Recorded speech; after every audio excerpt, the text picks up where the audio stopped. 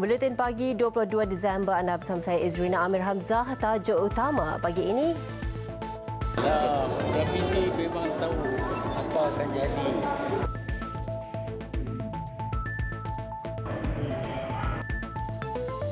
Juga Malaysia, negara di Asia Tenggara paling banyak cuti.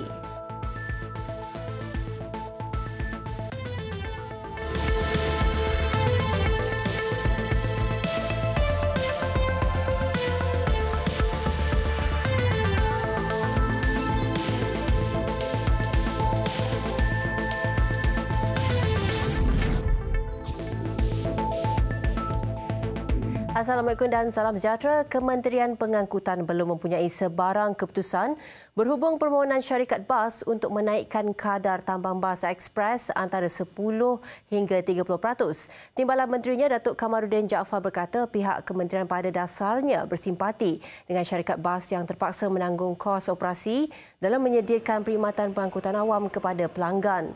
Bagaimanapun, beliau memberi jaminan jika berlaku kenaikan tambang, ianya pada kadar yang paling minimum.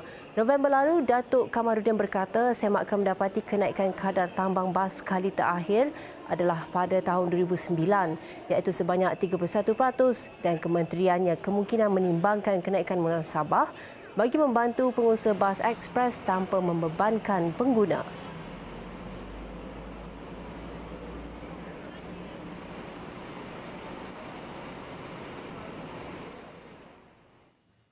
Malaysia mempunyai 50 hari cuti umum tahun depan. Tinjauan Mashable Asia Tenggara mendapati Malaysia menduduki tempat pertama cuti paling banyak, manakala Vietnam berada di kedudukan ke-10 dengan cuti paling sedikit iaitu 11 hari. Bagaimanapun, secara teknikal Malaysia hanya mengisytiharkan 20 hari cuti umum pada peringkat nasional. Selebihnya adalah cuti umum peringkat negeri yang berbeza mengikut budi bicara kerajaan negeri masing-masing. Secara umumnya, kesemua 10 negara terbabit mengisytiharkan cuti umum sempena Tahun Baru dan sambutan keagamaan utama mengikut kumpulan etnik terbesar negara masing-masing. Misalnya Tahun Baru 1 Januari, Hari Raya Aidilfitri, Tahun Baru Cina, Deepavali, Waisak atau Christmas.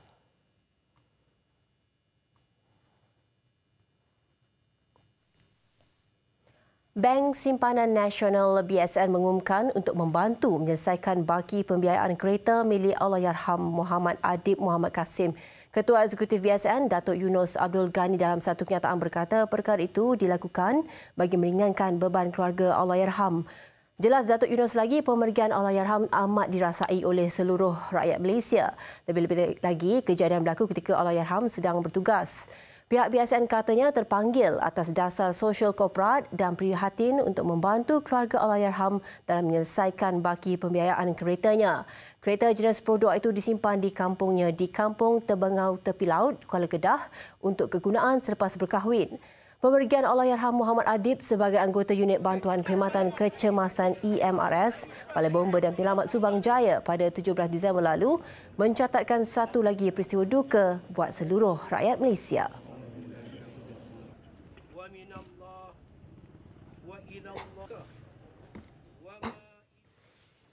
Raffizi Ramli memang tahu apa yang akan jadi. Demikian respons sinis Perdana Menteri Tun Dr. Mahathir Mohamad apabila diminta mengulas mengenai kenyataan bekas Naib Presiden PKR itu bahawa penarafan kerajaan merudum selepas 6 bulan pertukaran tampuk pemerintahan. Raffizi memang tahu apa akan jadi. Dia punya prediction pasal pilihan raya ke-14 pun very accurate. Tun Dr. Mahathir berkata demikian ketika ditemui pemberita selepas menghadiri majlis makan malam anjuran Persatuan Bekas Pelajar Kolej Sultan Abdul Hamid Sahoka yang dihadiri kira-kira 600 alumninya di Ibu Negara malam tadi. Rabu lalu, Raffizi dilaporkan berkata kaji selidik yang dijalankan Invok Malaysia mendapati masyarakat kini mula mempersoalkan pentadbiran Pakatan Harapan PH sehingga sokongan terhadap gabungan parti itu mengalami defisit. Raffizi turut mengingatkan kerajaan agar komited untuk menunaikan menunaikan janji supaya tidak melunturkan keyakinan rakyat termasuk usah terlalu melayan sindrom pemimpin pembangkang lompat parti. Rafizi juga menyeru kerajaan kembali ke pangkal jalan selain berusaha melunaskan pelbagai janji pilihan raya berbanding sibuk memperkukuhkan cengkaman penguasaan kerusi di Parlimen.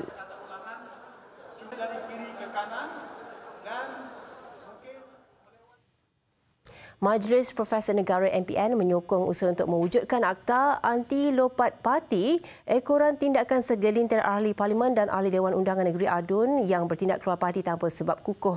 Presidennya Profesor Dr. Radwan Sheikh Ros berkata tindakan itu dilihat sebagai tidak beretika kerana mengkhianati amanah yang telah diberikan oleh pengundi dalam pilihan raya lalu. Dr. Radwan berkata beliau kecewa dan sedih apabila individu terlibat memilih untuk tidak menjadi pembangkang yang baik, malah bertindak meninggalkan parti untuk kepentingan diri sendiri. Sekiranya Kabinet tidak mempunyai pembangkang yang boleh mempertikaikan tindakan kerajaan untuk kepentingan negara, bagaimana negara ini boleh berfungsi dengan baik? Tambahnya lagi, tindakan untuk keluar beramai-ramai adalah tidak wajar, seolah-olah menunjukkan pemimpin politik itu tiada prinsip dan rasa tanggungjawab terhadap amanah yang telah diberikan.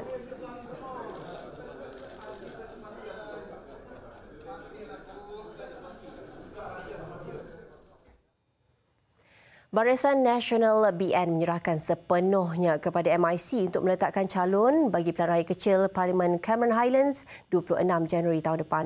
Jelas Datuk Seri Mohamad Hassan yang turut memangku jawatan Presiden BN, parti itu menghormati walau siapapun calon yang akan dicadangkan, termasuk Datuk Sri Siva Raj yang didakwa layak bertanding semula. Datuk Seri Wan Rosdi Wan Ismail yang juga Menteri Besar Pahang akan menjalankan tugas sebagai pengarah pilihan raya. Manakala Datuk Seri Ismail Sabri Yaakob yang memangku jawatan timbalan Presiden BN juga akan menyusun strategi pada PRK nanti. Tempat itu diwakili oleh parti komponen Barisan Nasional sama ada UMNO, MCA, MIC ke ataupun parti-parti lain. Kita masih menghormati susunan dan juga persetujuan tersebut, tetapi terpulanglah kepada Presiden parti tersebut ataupun parti tersebut menentukan siapa calon yang mereka nak bagi.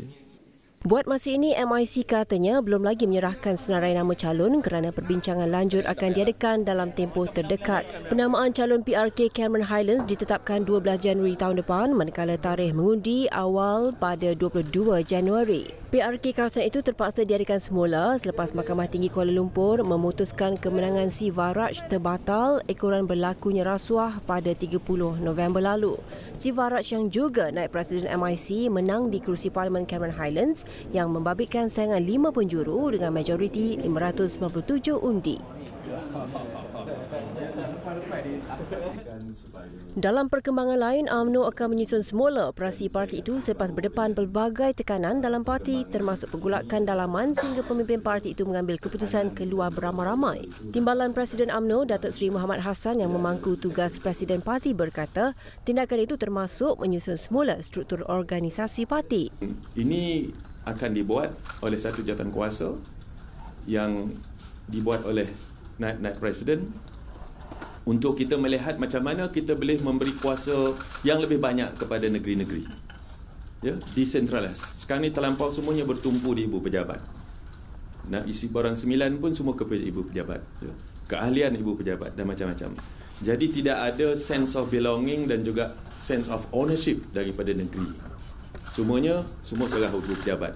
Jadi ini akan kita buat supaya Perhubungan, Ketua Perhubungan dan Negeri dan bahagian akan bersama-sama mengatur strategi. Sebab ini nak kita buat tadi, nak memperkasa dan mengatur strategi. Beliau bercakap selepas mempengerusikan mesyuarat Majlis Kerja Tertinggi UMNO kali pertama selepas Presiden Datuk Seri Ahmad Zahid Hamidi mengambil keputusan bercuti sementara. UMNO katanya akan mengubah strategi keseluruhan agar suara rakyat dan masalah mereka dapat didengari di Parlimen. Juga dipersetujui pada mesyuarat memberi otonomi sepenuhnya kepada UMNO di Sabah agar mereka dapat bangkit semula. Datuk Seri Mohamad Hassan dalam pada itu yakin hasrat lebih ramai ahli Parlimen parti itu mahu lompat dapat dihentikan apabila masing-masing telah bertemu dengannya dan menyatakan keselesaan dengan situasi sekarang.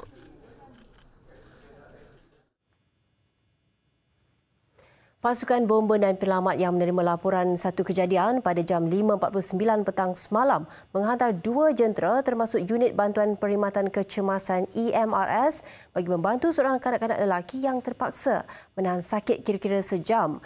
Sebahagian kaki kiri kanak-kanak itu tersepit dalam lubang aliran air longkang. 7 anggota dari Balai Bomba dan Penyelamat Kuala Kubu Baru bergegas ke lokasi kejadian. Insiden berlaku berhampiran kediaman jirannya di Lot 22 Kampung Pasir, Ulu Yang Baru, Hulu Selangor lewat petang semalam. Usaha mengeluarkan kaki mangsa mengambil masa kira-kira setengah jam. Difahamkan, kanak-kanak berusia 8 tahun itu sedang bermain sebelum tergelincir dan kakinya termasuk ke dalam saluran PVC pada longkang berkenaan. Bomba menggunakan peralatan khas untuk memecahkan longkang berkenaan bagi mengeluarkan kaki mangsa.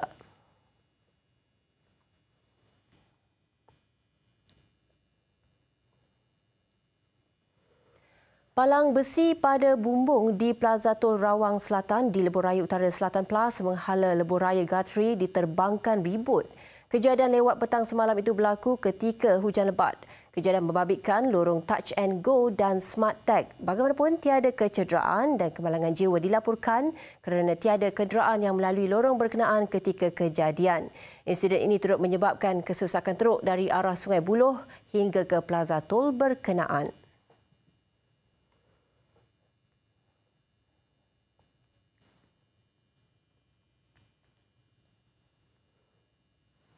Polis masih menjalankan siasatan termasuk mengenal pasti peranan seorang individu bergelar Datuk yang merupakan antara 19 individu ditahan dalam satu serbuan aktiviti pesta liar di sebuah kondominium mewah di Bukit Selon di Ibu Negara Rabu lalu. Timbalan Ketua Polis Daerah Dang Wangi, Superintenden Rudi Abdullah berkata, polis sedang menyiasat sama ada individu berkenaan pengedar dadah atau sekadar penganjur pesta berkenaan seperti yang didakwa. Sebelum ini, media melaporkan 19 individu ditahan termasuk seorang pelakon wanita berusia 40-an dan seorang individu bergelar Datuk dalam serbuan berhubung aktiviti pesta liar. Serbuan dijalankan oleh bahagian siasatan jenayah narkotik daerah Dang Wangi. Hasil ujian air kencing yang dijalankan mendapati 11 daripada mereka positif dadah.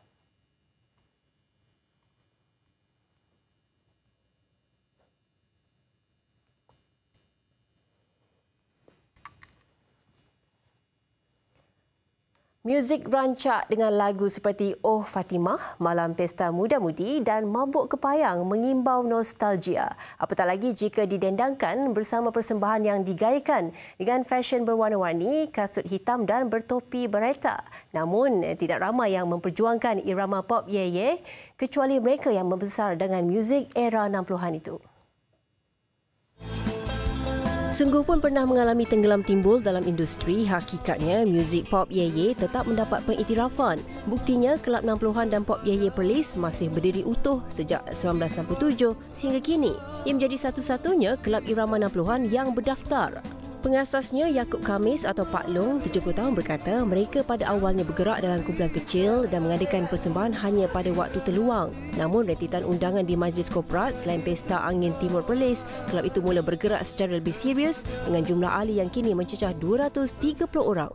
Dulu kami main tu macam suka-suka saja. Dia adalah jemputan-jemputan tempat kenori, majlis-majlis macam makan malam apa tu kami dijemputlah juga. Bagi pengurusi kelab Amran Saad, irama 60-an tidak mungkin lenyap walaupun penyanyi asalnya sudah tiada dan kekurangan promosi dari segi program nyanyian di media masa. Kehalusan dan kemerduan lagu-lagu pop ye-ye dengan lirik yang mudah dan ringkas sesuai katanya untuk sepanjang zaman. Jadi kita akan pertahankanlah walau macam mana pun kelab 60-an ni kita akan pertahankan supaya anak-anak muda di kehadapan ni akan sambung lagi kesinambungan ni supaya kelab ni berterusan hingga bila-bila lah kita minta supaya macam tu lah. Pendek kata, muzik pop ye-ye telah lama hidup dalam jiwa peminat setianya. Biarpun iramanya sudah melebihi usia 50 tahun dalam industri, lagu genre ini tetap malar segar. Kata mereka, walaupun keasliannya ialah dengan 3 gitar dan 1 drum, tetapi lagu 60-an juga boleh dimainkan dengan baik oleh pemuzik orkestra.